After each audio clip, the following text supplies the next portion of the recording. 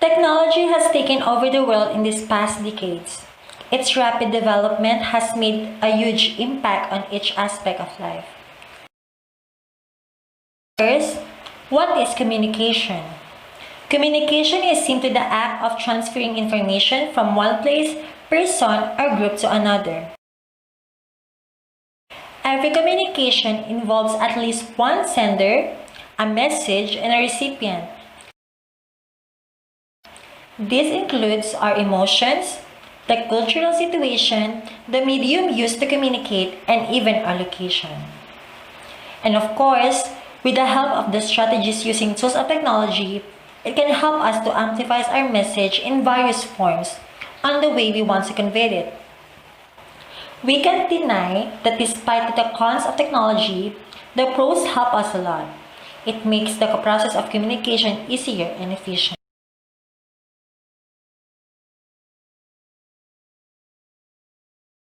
Communication is essential in starting and building communication with every people.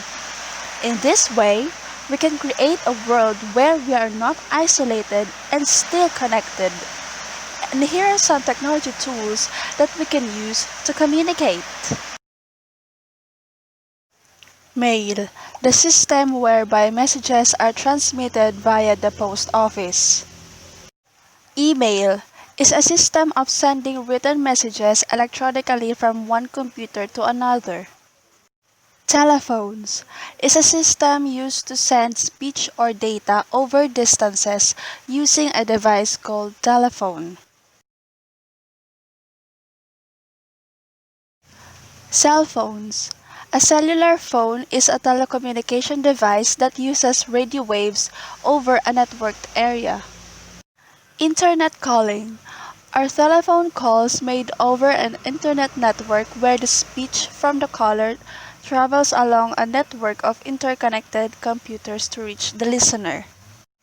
SMS or text messaging is a text messaging service component of most telephone, internet, and mobile device systems. Here are some strategies using tools of technology. Keep it simple. Avoid including too much information in a graphic. The impact should be immediate and clear. By keeping visual material simple, you can also maintain maximum personal with your audience. Emphasize only key ideas. When you call attention to ideas with a graphic representation, make sure the graphic clearly illustrates your key points or most important supporting data. Show what you can say. The best use of visual media is to reveal material you can't easily describe orally or with text. Photograph, drawings, simple charts, and graphs can all accomplish this object. Use close-up shots and other images. Select and present photographs, videos, and other images that will create real impact. Close-up can be very effective, especially to gain emotional responses from your audience. Keep the number of images you present manageable. Too many images will tire your audience. 8 or 10 images should be the maximum number for most presentations. Combine variety with coherence. If you use several images, vary the design enough to make the interesting but keep them aesthetically consistent. For instance, use the same colors or type font but vary the content, or mix photographs with graphics that maintain with the same style throughout. And lastly, use large lettering. Use large lettering so the audience can read the text easily. Avoid presenting lengthy blocks of text.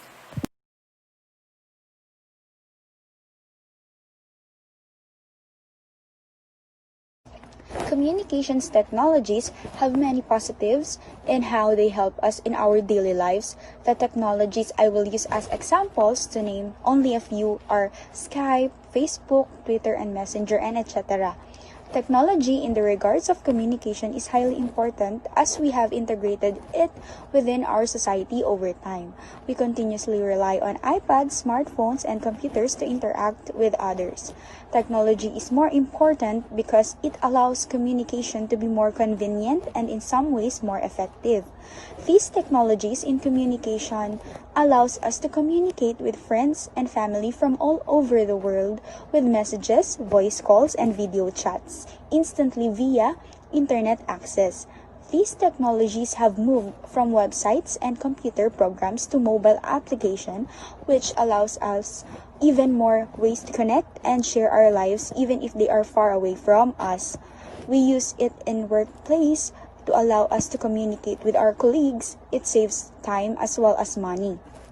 We also use it within our school as it establishes an effective parent-teacher relationship to communicate with the teacher through mail.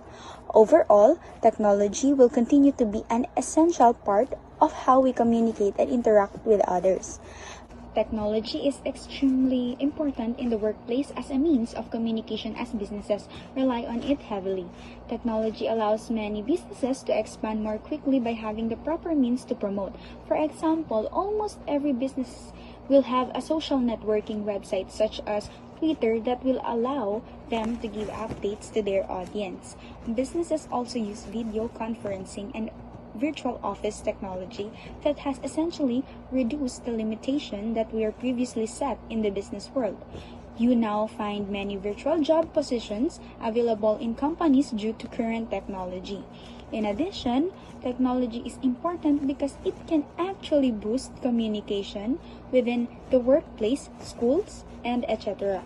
For instance, colleagues are able to send instant electronic emails to each other and keep important conversation going throughout the day, while accomplishing the furthermore, technology within the workplace allows the hiring process to be more efficient and quick as you now have many platforms in which you can seek out potential candidates.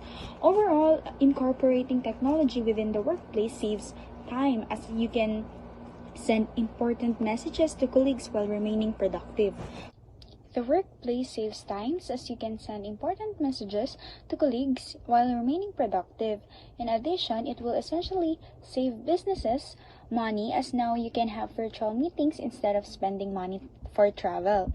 Technology is equally important within schools as it is used to communicate important information to students. Also, this is applicable to everyone nowadays because we are all suffering from pandemic. When it comes to the news, the importance of technology in communication is probably where news is most important. Radio and television is one of the fastest developing industries in the world. Communications has the potential to change our lives unimaginably. Online news serve that function for most people now. Newspapers were the first mass medium to collect and disseminate such information. The mobile phone has revolutionized the way we live and communicate and enhance many want to be well informed.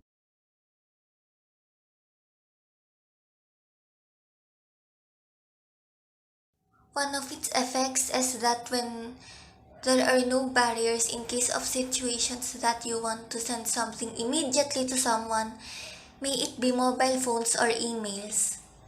It is also made easy to keep in touch with old contacts, and also it helped strengthen relationships because you can talk to old friends.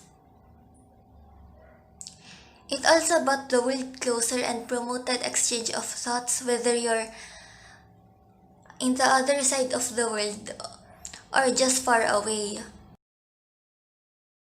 E-schools are also made available and online classes are one of the benefits of technology communication.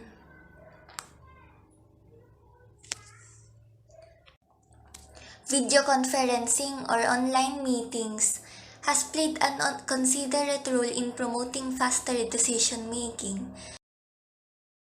Negative effects is that the current generation lacks the ability to express their ideas even though it's face to face. Technological means have also affected nonverbal communication, and the lack of face-to-face interaction has reduced. Teenagers are always hooked to social networking sites that they neglect face-to-face conversations, whether with their family or in real-life friends.